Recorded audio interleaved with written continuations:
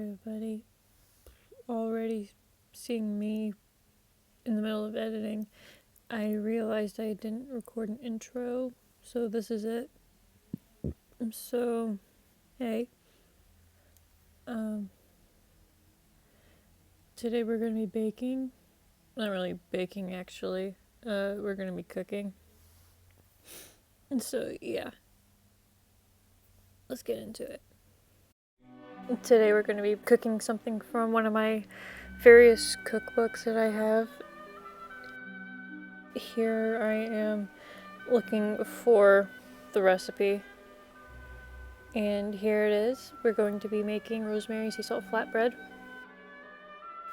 And so here we go. Here's everything that we need. We have some naan bread, as well as some sea salt and sage and rosemary. You can use either one. I'm going to be using both. And of course we have our olive oil and a pan to fry all this in.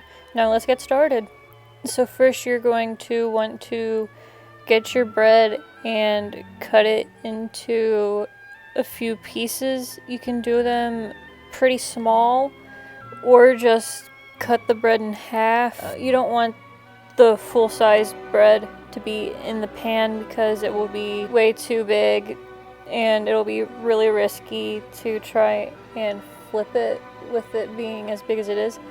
So for this recipe today, I'm going to be doing a few different sizes. I'm going to do them pretty small, and I'm also going to do one just half. Now let's move over to the stove.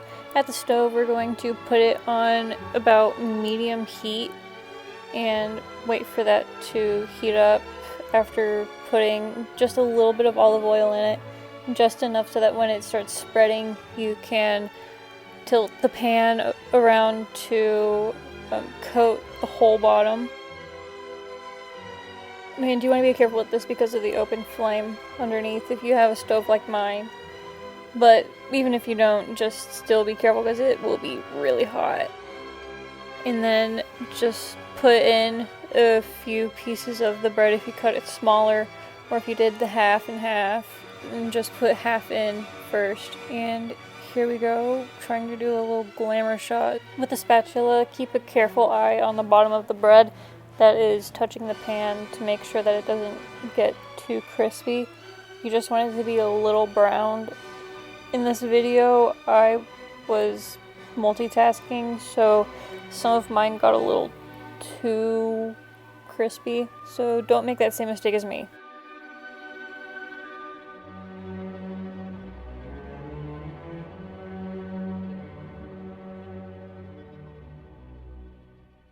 Before they're done cooling, get your sea salt and cover the tops with just a little bit of it.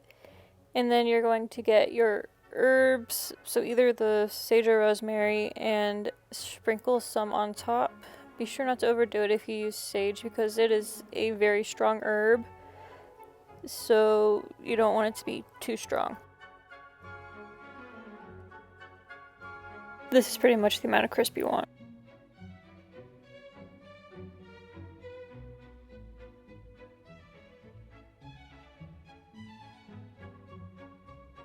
During the frying process, you are going to want to add some more olive oil to your pan.